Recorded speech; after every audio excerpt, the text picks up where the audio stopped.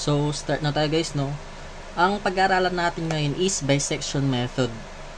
Caltech ang gagawin natin dito para mas madali. Pero, before that, bago tayo mag-aaral sa Caltech, dapat alam natin yung concept dito sa bisection method. Hindi ko na masyadong sasabihin yung, or i-explain yung concept about sa bisection. Pero, brief explanation lang tayo kung ano tong bisection method. Itong bisection method na to, is yung paghahanap natin ng roots sa equation natin, like ito. Generally kasi sa calculator natin, no, like ito, ang ginagamit nitong method is marami actually. Isa na rin dito yung bisection method, which is yung paghanap natin ng roots. Then next is yung Newton-Raphson's, yung next topic natin. Yun yung pagso-solve para sa solving for equations. Parang pares lang rin siya dito sa bisection method. Then next yung fixed point iteration. Yun rin yung ginagamit natin for simple root approximation. Then secant method, root approximation rin siya. Then para naman sa transcendental function, meron tayong successive approximation. So dito muna tayo mag-focus sa bisection method, Caltech. So, dapat meron tayong given function dito, which is, ito siya, no, dapat ito yung, meron palaging given function. Isosolve natin yung x nito by using the function x. Pangit.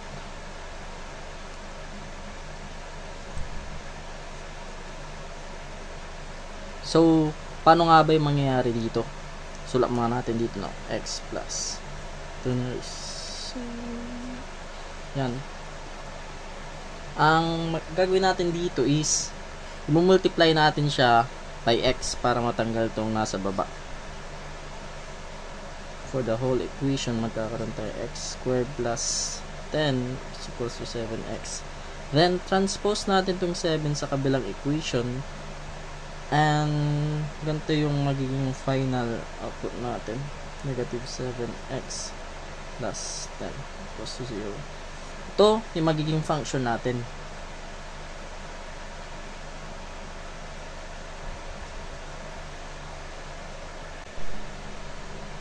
After that, no, makuha natin yung function niya, palaging given tong initial values natin.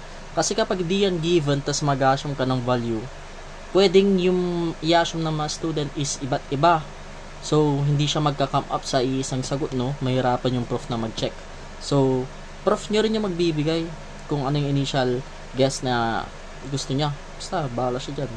Then, 2 decimal places rin para pare-pares ng sagot. Kapag i-check niya, makikita niya agad kung tama o mali yung sagot mo. Then, proceed na tayo dito. Caltech tayo. Yan, next na tayo. Sinulat ko na itong mga ganto-ganto. Parang table siya.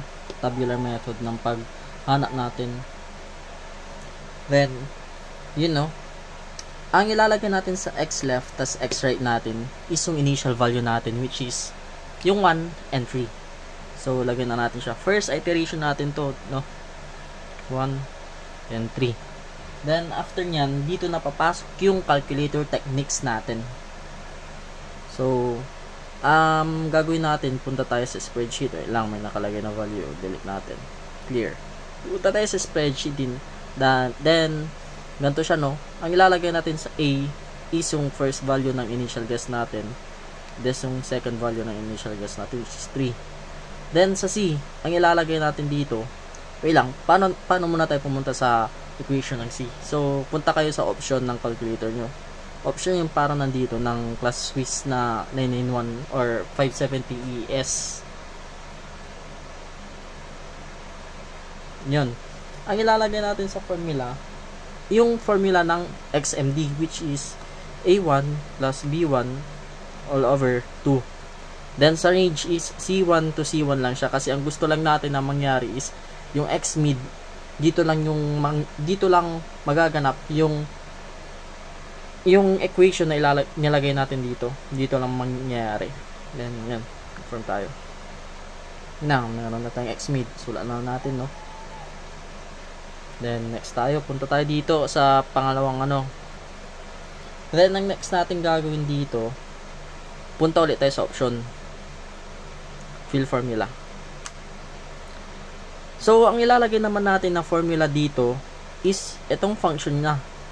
Pero, dito na yon. Yung value ng x, papalitan natin siya ng a1. Laan ng value ng x niya. Parang ganito. a1 squared minus 7a1 plus 10. Yan siya, no? Pinalitan lang natin yung x niya ng a1. Then, sa range natin is, ang gusto natin, x left from x mid. So, a2 to c2. Let's confirm. So, yun na siya, no? Yung 1, 3 natin, yan yung initial guess natin. Tas ang 2 natin, yan yung x mid natin. Then, ang 4 at negative 2, yan yung function ng left, tas function ng right natin. So, sulat na natin, no? Excuse me.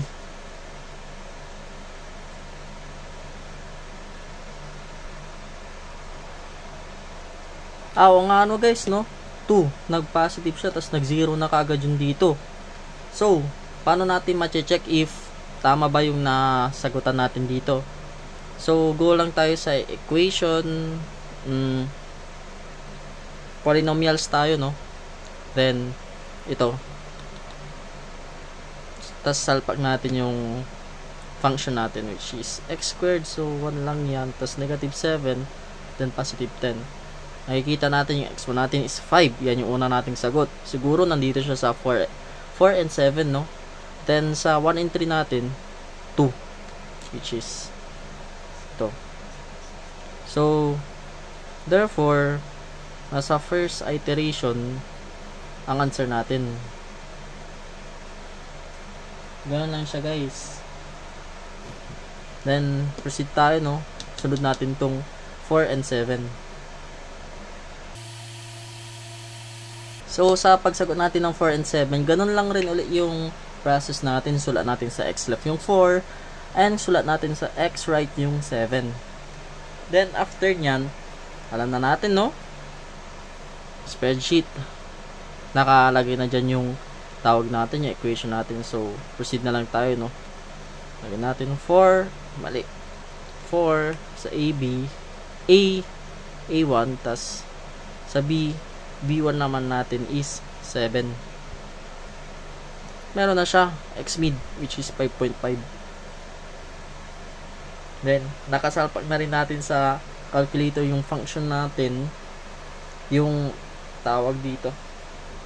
Fill formula natin, nakasalpak na rin yan. Isulat na lang rin natin sila, no? So, sa x left natin, meron tayong function niya which is negative 2. X right natin, 10. Then, sa function ng x mid natin is 1.75. Ganun naman pag-analyze natin, negative, positive. Therefore, tama pa naman yung sagot natin, ba? Then, nakikita natin, negative to, no? Tas positive to. Palitan natin yung sign convention dito. Negative, then positive. After nyan, masasabi natin na negative tas positive siya, no? Then, positive tong 1.75 natin. Therefore, mapupunta siya dito. Pero ang ilalagay natin dito is yung 5.5. Ano lang siya, no? Tapos copy na lang natin yung 4. So, yun na. Let's proceed na. Then, susunod natin na gagawin dito is titignan natin yung x mid, function ng x mid natin, kung positive siya or negative. Makikita natin na positive siya, no? So, positive to. Therefore, ililipat natin siya dito. Pero, ang main na natin, ililipat natin is yung hindi naka-function, which is ito, 5.5. Ililipat natin siya dito. Bakit natin ililipat? Kasi positive tong function niya, positive tong 1.75. Kaya, dito natin siya ililipat. Then, copy na lang natin to. Kasi, kapag nag-negative rin naman yung dito natin siya ilalagay. Vice versa lang yan, guys. Then, proceed tayo, 4.57. Palitan lang natin to ng 5.5.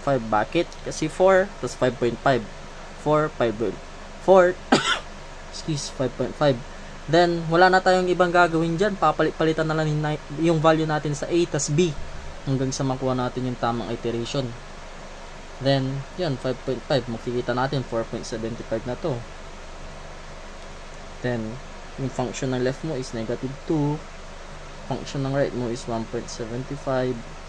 Then, function ng x mid mo is 0.6. 2 decimals only, so 9. Yan lang siya. Nakita natin, no? Nag-negative siya. So, anong gagawin natin? Kapag nag-negative siya, ipupunta natin siya sa x left. Kasi meron tayong sign convention dito ng negative, no?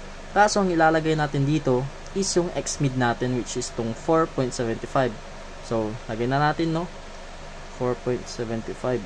Then, copy lang natin to. 5.5. So, ganun na naman ulit yung gagawin natin. 4.75. Lagay lang natin dito. Salpak lang natin, no? No, nakikita nyo ba? Good shit, no? Salpak lang yan. Salpak yan. Tapos yun, lalabas na yung x speed mo, which is 5.13. Round off tayo. Then, x mid natin is negative 0.69. Tapos, 1.75 pa rin ang x right natin. Tapos, x mid natin is 0.39. Then, positive siya. Ano mangyari kapag positive siya? Ililipat natin siya dito sa x right. Kaso, ang ililipat natin sa x right, yung x mid niya. X mid mismo, hindi yung x function ng mid, 5.13 lang layo. 5.13. Then, copy ulit natin tong x left niya, 4.75. And ganun ulit. Ito natin to, 5.13. Lalabas na yung x mid niya. 4 yung sulat talaga. 4.94. Tapos x right niya, palitan ulit natin 0.69 was 0.41. Tapos negative 0.168. 18. Then, yun na. Negative siya ulit. Lalagay natin siya dito. Kaso 4.94 yung lalagay natin. Ang x right natin, copy lang. 5.13. Gawin natin ulit. 4.94. Hanggang sa pa-close ng value natin. Hanggang sa makuha natin yung tamang sagot na 5. Yan yun. Lumabas ulit siya. 5.0 4 na yan kasi round off to. Negative 0.18. Tapos 0.41 0.12. 6 iteration. Last na siguro ng 6 iteration nung kaya na mag-continue. Excuse. Pinangilong ko. And positive siya. Lagyan na ulit natin sa x right. Kasi ang lalagyan natin sa x right 5.04. Copy x left. Palitan ulit natin dito 5.04. 4.99 na daw.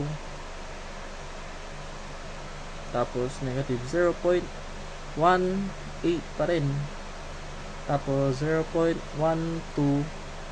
negative 0.03. So pa-close na ng pa-close yung value, no? I-caltech na lang natin siya kasi alang nga nabuburin ko pa ulit to para sa inyo. Surety nyo naman. So nag-negative tayo dito. Ilalagay natin yung x speed nya dito sa negative rin sa x left. So yun, 4.99. Ngayon natin, no, 4.99. Yun na, 504 na siya. 505.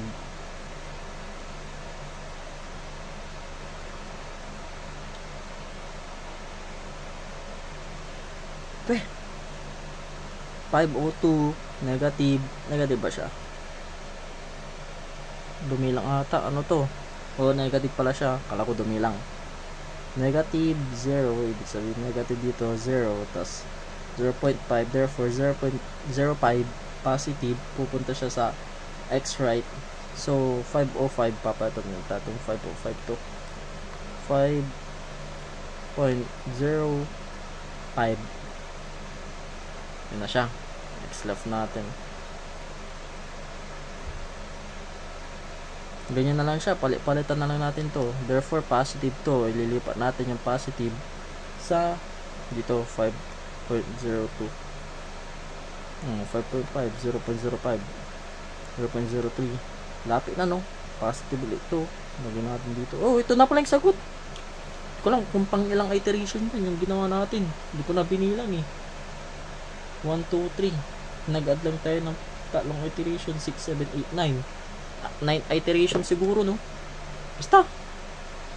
Try nyo na lang sa sarili nyo. Tapos kailangan, habang ginagawa natin to, ginagawa mo rin sa calculator mo mismo para matuto ka. Huwag kang tamad. Huwag pack up. So hanggang dyan na lang muna tayo, no? Practice nga lang yung bisection method. Hanggang dyan lang. Thank you. Bye.